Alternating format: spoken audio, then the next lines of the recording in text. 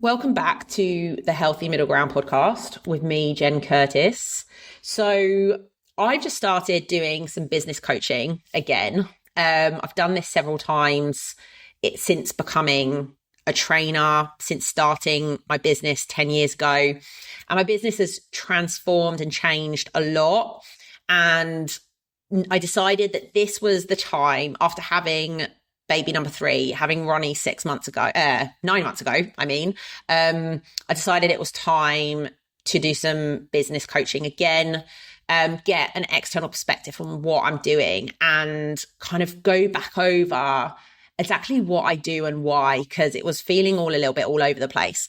And I want to talk to you this week about my why, like why I do what I do and why I feel passionate about helping mums to lose weight, to lose body fat, to get strong, and all of that stuff, because it can seem a little bit like superficial on the surface.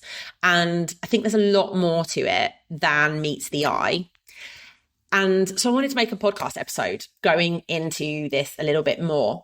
And I think the biggest thing that comes up for me whenever I'm asked about why I do what I do is my mum. My mum always comes to mind for me because my mum was incredibly unfit, was morbidly obese. She passed away when I was 20, and she was very, very, very overweight at that point.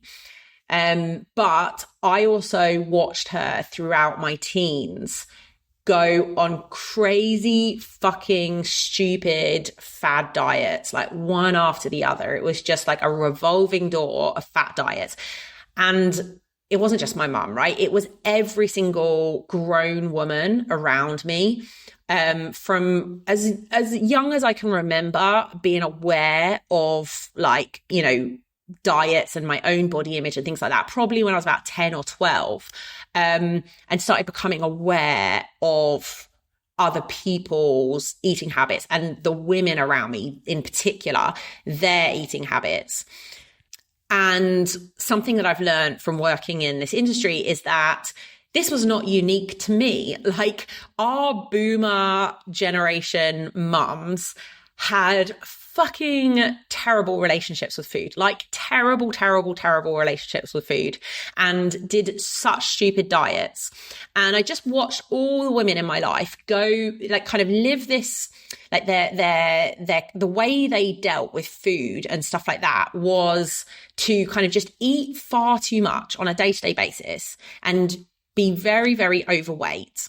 But then every so often, every 2 or 3 months, they would sort of gain a bunch of weight and build up enough sort of self-loathing and discomfort in their body that then they would do a crazy fad diet, like a crazy yo-yo diet, like keto or like the South Beach diet, or like whatever, maybe Weight Watchers was a little bit more balanced, but they would just every so often just go on this really, really, really restrictive diet. Whatever fad diet was, like, you know, in the shops, like a book came out with some specific really, really, really strict protocol where they were on basically poverty calories, eating hardly anything, starving hungry all the time and miserable and thinking about food all the time, just like a way too restrictive diet. They'd get sort of 2 weeks in and they'd lose a bunch of weight. Like, my mum sometimes lost like a stone in 2 weeks, which is like 14 pounds for those of you who like aren't British or didn't grow up in England, and then would just go back to her old diet and just then gain all the weight back, right? She just stopped doing everything and just gained all the weight back. And this was like the yo-yo thing, right? It was just like either doing this really, really, really restrictive diet or just having terrible overeating habits all the time and consuming far too much food. And then over the years, just getting fatter and fatter and then getting more depressed and desperate and then doing more restrictive diets because this time I'm going to make it work and this time I'm going to stay on board, and then doing the exact same thing and never, ever, ever being taught about how to eat and how a sensible approach to fat loss and a sensible approach to dieting and how to eat properly, like what your lifestyle requires to maintain a certain body weight without being completely miserable and starving hungry all the time. And a similar approach to exercise. Whenever she was on this kind of health kick, she would whip out the Jane Fonda VHS and was doing these step aerobics or these like toning workouts that was all about like burning fat, burning calories and toning, and was utter bullshit, like lying on your side and doing these like inner thigh leg lifts that obviously do absolutely nothing, and trying to tone or spot reduce and trying to burn fat from a certain body part. And I think the average Jane has a much better understanding of how exercise works nowadays, and we don't just do these silly Jane Fonda workouts. But to be honest, a lot of like the Pilates stuff and the toning and the body pump, I mean, it's just a kind of a modern version of like a lot of the Jane Fonda stuff. And in terms of like where they were at in their minds, the way they thought about these things, it was so all or nothing. And they had this really all or nothing approach to diet and exercise. Either I was like, eating 800 calories a day, starving myself half to death, doing a cabbage soup diet, right? Which is just the most ridiculous thing. All you eat is cabbage soup, which is disgusting. No pleasure from food. I had a neighbor that did this really restrictive Cambridge diet with all soups and shakes provided for her. She lost so much weight in a few months. And then she just went back to her old diet and old eating habits, and she just put all the weight back on. And this was just how they approached everything. It was just always all or nothing, nothing in between, no sensible approaches to diet and exercise and doing something moderate and doing something evidence-based and doing something sustainable that works over a long period of time. There was also a lot of catastrophizing, like if she'd be losing like 2-3 pounds a week, and then the moment she had a week where she didn't lose weight, it was like, oh, I've ruined everything, I've ruined my whole diet, I might as well give up, and she'd go back to eating and drinking too much. And limiting beliefs around her ability to lose weight and around what she was capable of. And I saw that disintegrate with the years, where she would sort of be like, oh, I can't go out for a run because I'm too heavy. Well, go out for a walk then. Oh, I can't go out for a walk because it doesn't do anything. And like, just very, very, again, that's very all or nothing kind of thinking around exercise as well. And I just adopted all of that stuff. Just like I see a lot of women in my generation adopting all of that boomer crap of just every time I'd do a diet, I'd do this crazy fad diet that I couldn't sustain, I was miserable on. And then I'd end up crashing and burning and binging my face off. I used to do really long cardio sessions to like burn the fat off. And I would just never get any slimmer. I would just gradually get heavier and heavier and less fit as the years went on. And I went through my own fitness and fat loss journey in my mid-20s, which, to be perfectly honest, actually coincided. It was about 5 years after my mum had passed away, and I had sort of gotten heavier and less fit over those 5 years. And then I had this like epiphany. I started sorting my shit out. I started doing therapy. I started dealing with my relationship with my mum and with my mum's death and all of that stuff. So that was a big background to all of this. So I started having like all of those things that I said before, the all or nothing approach, the catastrophizing, the taking things super duper personally, the limiting beliefs, like all of that stuff wasn't just playing out for me around food and exercise. It was playing out for me across my whole life, my entire life. And I started doing therapy, blah, blah, blah. Started working on myself, personal development, all of that, like really cheesy stuff, but like it is really, really, really important. Just started becoming more self-aware and understanding myself and the world better. And I started letting go of a lot of those things. And as part of my sort of self-development journey, I also decided to get fit and to lose weight. And I can't remember exactly what clicked for me, but I went away and I figured out a sensible calorie deficit. I decided to start tracking my food and just trying to be in a small calorie deficit and just try and improve my diet bit by bit, making sure I'm eating sensible meals, getting enough protein, getting enough, fruits and vegetables and things like that. And when it came to exercise, I actually started my fitness journey with running. And the first thing I did is that I had in my head, I need to go out for a run for years. I was working in an office at this time, and for years I'd been saying, I have to go running. But every single time I got home, I'd be like, oh, I'm tired and I need to go for a run for at least 30 minutes. Otherwise it doesn't do anything. And then I just wouldn't go, and I'd just sit in front of the TV eating in the evening. And again, I had this epiphany that I went, okay, I'm going to stop all of my excuses and stop putting up with my own shit and get out of my own way. And I'm going to go out for a run. And instead of saying I have to run for 30 minutes, I am going to see how long I can run for. And so I started running, and I was huffing and puffing and so out of breath. And that first run, I ran for 3 minutes. And I was so hot and sweaty and out of breath. And I felt like my lungs were going to burn out of my chest. And I was like, okay, I can run for 3 minutes. That's all I'm able to do right now. And then I walked for 20 minutes. And I said to myself, okay, I'm going to go out for a jog 3 times a week. And I'm going to add 1 minute to my jog each week, each run. And then I'm going to walk the rest of the way. And so I did that. I went out for a 4-minute run, and then I walked for 20 minutes. Then the next time I went out for a 5-minute run. And what I said to myself is, okay, let's say I can suddenly run, instead of doing my 5-minute run, I suddenly run 12 minutes because I feel really good that day. Great. But the next time I go for a run, I'm still going to only aim for 6 minutes. Anything else is a bonus. And that obviously did happen sometimes. And then what I said was, if I go for a run, I'm supposed to do 7 minutes and I can only do 3 that day because I feel shit. Fine. I'm just going to do 3. I'm going to walk the rest of the way, maybe try and run a couple more minutes afterwards. And then next time I run, I'm going to aim to do 7 minutes again, instead of being like, I've got to aim to do 8. And I took away all the pressure from myself, and I actually started doing something instead of nothing. And the other thing I did is I met myself where I was at. Instead of saying I have to run for 30 minutes and then not doing it because I'm not able to run for 30 minutes without injuring myself, I just ran for 3 minutes. I met myself where I was at, and then I just built from there. And I had this radical acceptance of okay, this is shit. I'm really unfit. But this is where I'm at, and I can't this is where I have to start. It doesn't matter where I would like to be. It doesn't matter where I used to be. I used to run for 2 hours at a time. It doesn't matter because I'm not there right now. I have to start from where I'm at right now.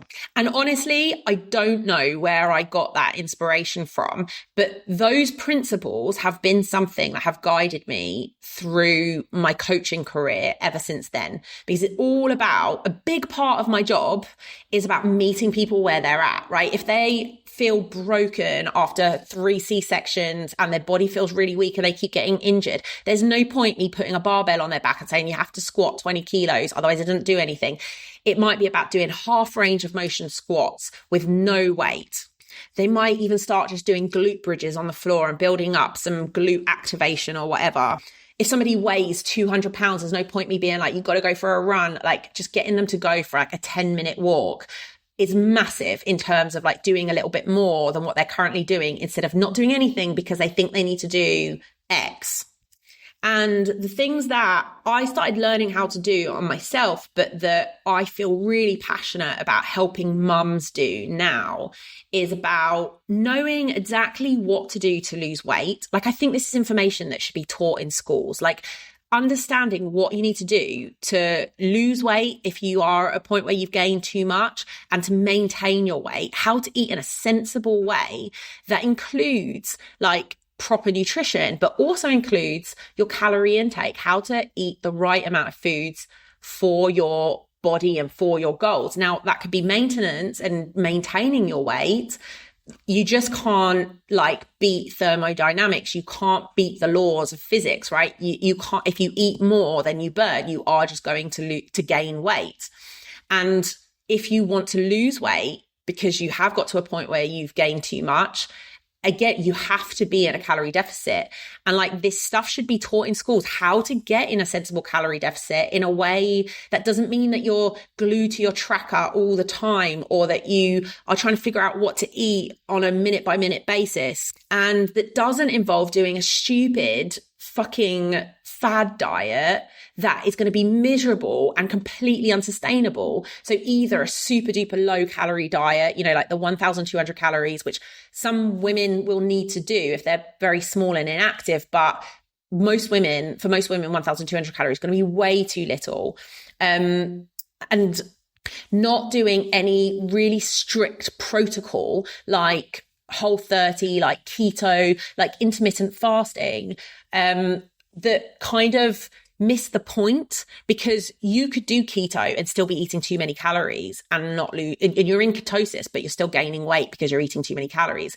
You can do intermittent fasting, but you're still eating too many calories in your feeding window, so you're gaining weight or not losing it. You can do Whole30 and still eat too many calories. So even though you cleaned up your diet, you're still eating too many calories, so you're gaining weight, right? They often create a calorie deficit, but they distort or the truth, or distract you from the things that actually matter. And it's possible to follow these really strict protocols without doing the single thing that you need to lose the weight. So I really love helping women learn what they need to do to lose weight and keep it off without doing some fucking stupid diet, and giving them guiding principles to follow rather than really strict protocols or dogma. So principles like, yes, you have to be in a calorie deficit, right? But then you need to spread your calories throughout the day. You need to eat balanced meals. You need to focus on filling meals. You need to eat at regular meal times. You need to focus on minimally processed foods, like this kind of stuff that are kind of guiding principles that have a bit of flexibility. And while we're talking about flexibility, also having a flexible approach to dieting where, yes, most of your food has to come from minimally processed stuff, minimally processed food, but 20 or 10 to 20% of your diet can come from fun foods, right? And having that approach to it rather than being like, oh, I had some chocolate or I had some sugar, now fuck it, I might as well just eat the whole thing. And again, like I get so angry because I feel like this is stuff that we should just be taught. Like once you learn this stuff and you understand how to manipulate your body weight, understand how to gain or lose weight, understand how to manipulate those factors, it's like, I see it in coaching clients where like a light bulb goes off and they're like, oh my God, this is how it works. Now I understand. Now I don't feel so confused and overwhelmed. It's not so complicated. It's just simple. It's actually just really simple. And I feel the same about exercise, helping women understand, especially mums, especially like in your 30s, you had a few kids, like the body has like pregnancy and postpartum and birth and raising little children has taken its toll on your body. And now understanding that the way to achieve your aesthetic and physique goals is not through doing grueling cardio workouts or HIIT workouts or, plodding away on the pavement, like trying to run and smashing all your joints to pieces, but focusing on the strength training, focusing on getting stronger in the gym. Like the time that you have available for exercise should be about getting stronger, building muscle, building bone density, building stronger joints, so that you aren't in pain, so that you increase your metabolic rate, so that you have a toned physique once you lose the body fat, right? The time in the gym should be spent building muscle rather than just burning calories or getting hot and sweaty or getting sore or toning and all of that crap. And again, I see it in my clients when you teach them the principles of strength training and what they need to do. Again, like working out twice a week, not every single day, but doing it twice a week consistently and focusing on doing it well and progressive overload. Seeing how they sort of go, oh my God, I don't need to work out every day. It doesn't need to be an hour-long workout. I don't need to be super sore the next day. Like they're not the things that are important. Like these simple things are important. That you see this light bulb go off and you see how much freedom they get from that. Like, oh, thank God, I don't have to spend my whole life exercising to get these results.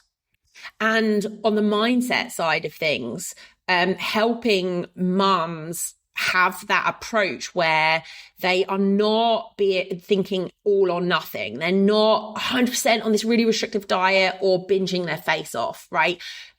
Just like our mums did, just like that boomer generation did, but helping them to have like a middle ground around it. Like, flexible dieting is the perfect example of that, like 80-20 approach to nutrition. Like, yes, you need to eat healthy foods, right? 80%, 90% of the time, but there is a little wiggle room for some other stuff that you really enjoy. And having a little bit of sugar, having a dessert, going overboard one day, like, it doesn't mean you've ruined everything. So getting out of that all or nothing mindset around it and learning how to look at the whole thing rather than being like, okay, this food's bad, and the moment I eat this food, I'm just going to go get fuckititis and go completely mental.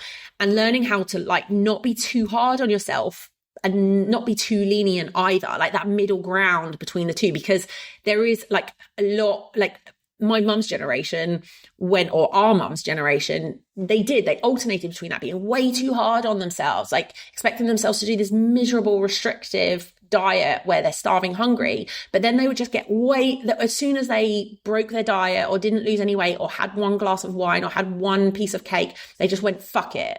And then they just became way too lenient on themselves. I'm just going to go back to eating shit all the time, eating way too much at my meals, snacking all the time, not doing any exercise, not eating any protein or vegetables.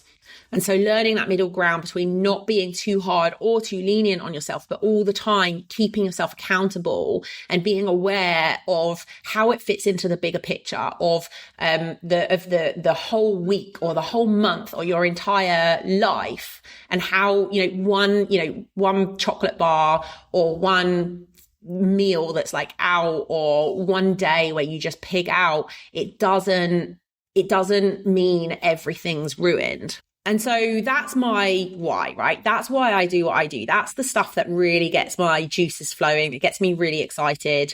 And that, I feel super excited when my clients are achieving those things. And that is why I created my online coaching program. I literally built it over the past 3 years. In response to the things that have come up with clients and all of this stuff that I saw in my boomer mum, you probably saw in your boomer mum, and we see them play out in our generation as well. And, our generation it's a bit cliche, but our generation is all about like those healing all of that trauma and like letting go of like all of that stuff that our parents had. And I think that's really, really true when it comes to food and exercise and body image stuff. Like that's all their shit. Like we don't have to carry that on. It doesn't have to be that way. And my online coaching, I've really built around providing 4 things that I think all women need, or all people need, right? Men need this too when they're embarking on any sort of fat loss journey. And that is knowledge, structure, accountability, and support, right? 4 things I think all people need. The knowledge part of it is kind of like re-education, like 'cause there's so much misinformation. There's so much shit that we learned from our boomer mums. There's so much rubbish out there. There's so much misinformation on the internet and on Instagram. So it's really about, I talk about the big rocks and getting people to understand the really important things when it comes to getting the needle moving in the right direction. And that is usually a big re-education program because people have accumulated so many food rules and so much crap around food and so many fad diets that we kind of need to let go of all of that and learn the big rocks, like what actually matters.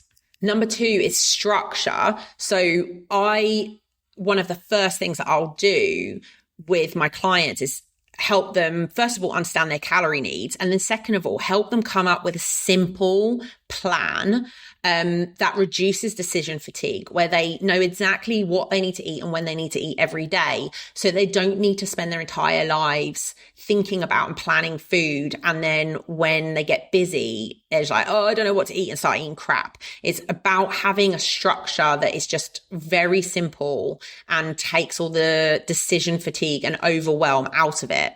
Third is accountability, which is really about being brutally honest a lot of the time. People need to learn how to keep themselves accountable and keep themselves accountable to their goals. Do what you've promised you'll do for yourself. But also, I mean, a big part of that is then going back to the re-education and knowing exactly what to do. Because if you're, just trying to keep yourself accountable to exercising every day or sticking to 1,000 calories a day or doing, I don't know, keto or something, like it's so unsustainable. Of course, you're not staying on board. So it like those two tie into each other. Yes, you have to keep yourself accountable, but you have to be doing something realistic in the first place in order to keep yourself accountable.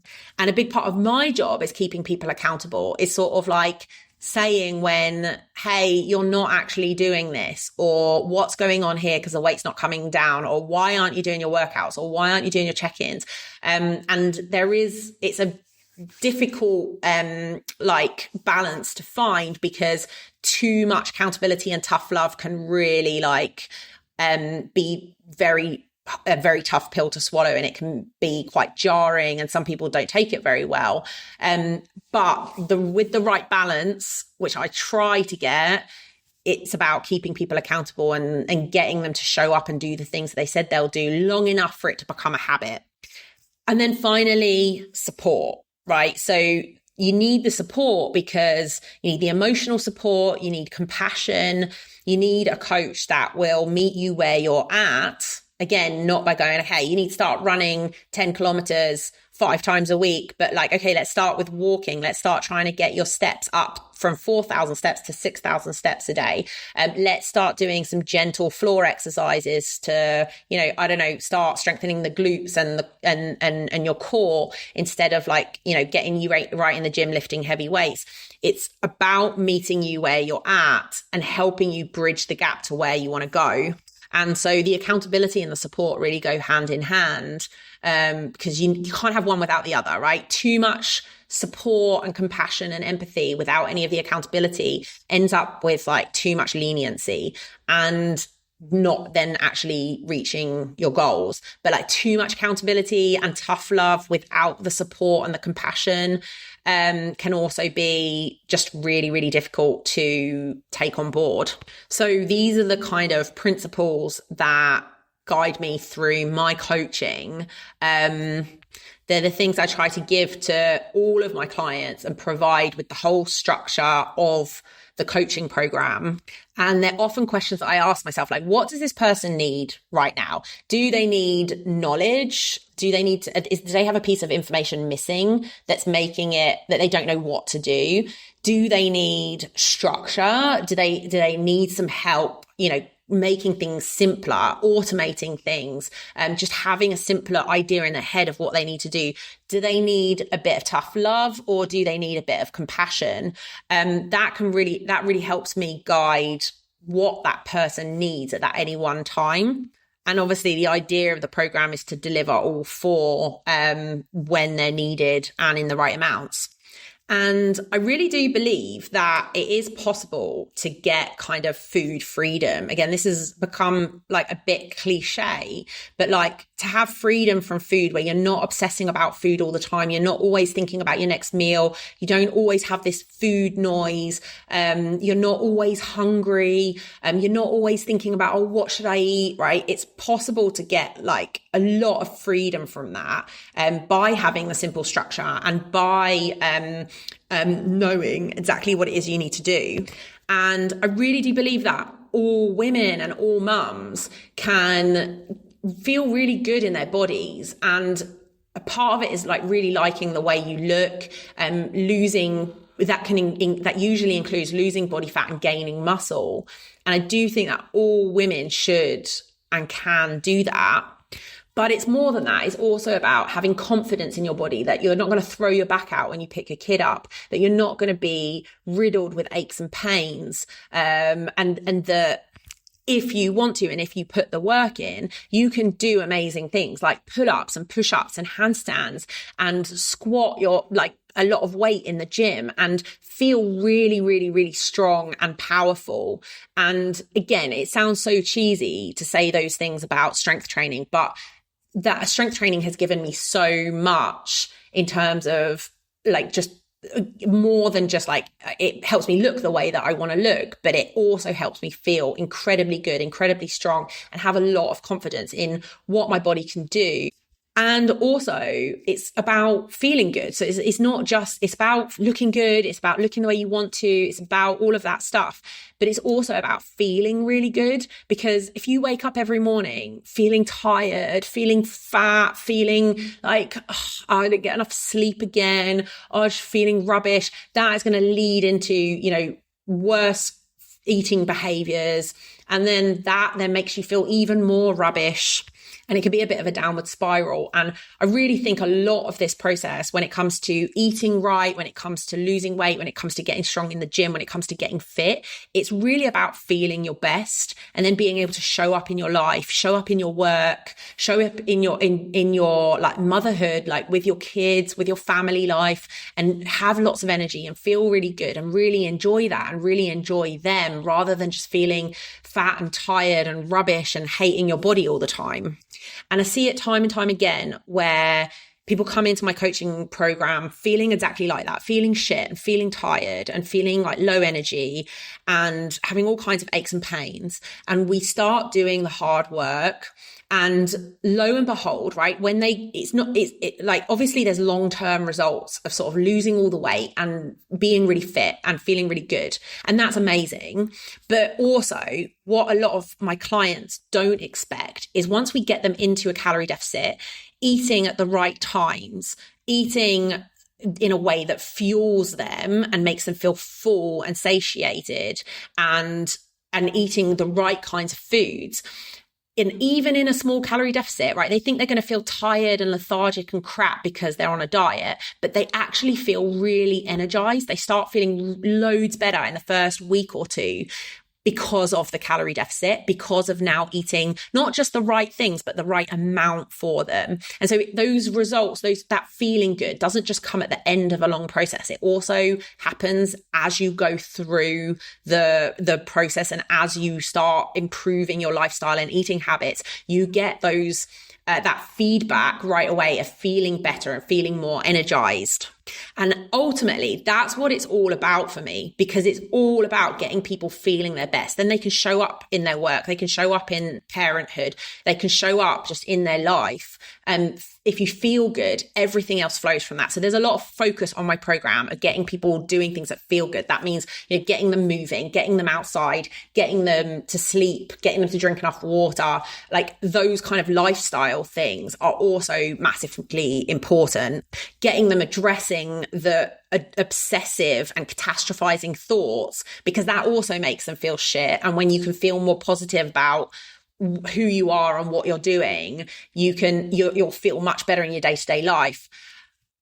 And then long-term, losing the weight and getting fit, which all just feeds into that, and they feel really, really good. But when you feel good, all of the diet and exercise stuff gets 1,000 times easier. When people just feel shit and then just try and like make themselves do a diet and show up and do the exercises, even though they're only sleeping 4 hours a night, like it doesn't work, right? It's all about feeling good first. And I often say to people, mood first, and then the diet and exercise gets so much easier. And then that feeds into you feeling good and having a better mood. And it's just a positive cycle.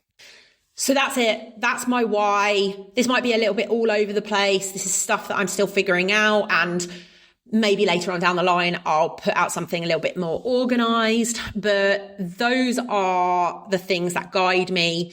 And if you want to feel that way, if you want freedom from food, if you want to stop obsessing about food, if you want to know exactly what you need to do to lose weight and keep it off and not go batshit crazy in the first place, if you want to know how to get stronger and fitter and get pain-free, if you want to stop going from like fad diet to fad diet, or, being way too restrictive on yourself and then way too lenient on yourself, and you want to find that healthy middle ground, that balance, then talk to me about online coaching. I have spaces available for one-on-one coaching. It's a hugely successful program that I'm extremely passionate about, and it's so much fun. It's such a fun job, and it's great to see all of the results that come out of it and how much people get out of the program. If you want to just get started with the basics, I have an email course on fat loss, exactly what you need to do to lose weight. I have a strength training course that tells you exactly what you need to do to get started with strength training, and that will give you the basics. Those are all linked down below, as well as a link to my online coaching. But you can reach out to me on any platform and we can set up a call to see if it's a good fit. So thanks for listening, and until next time.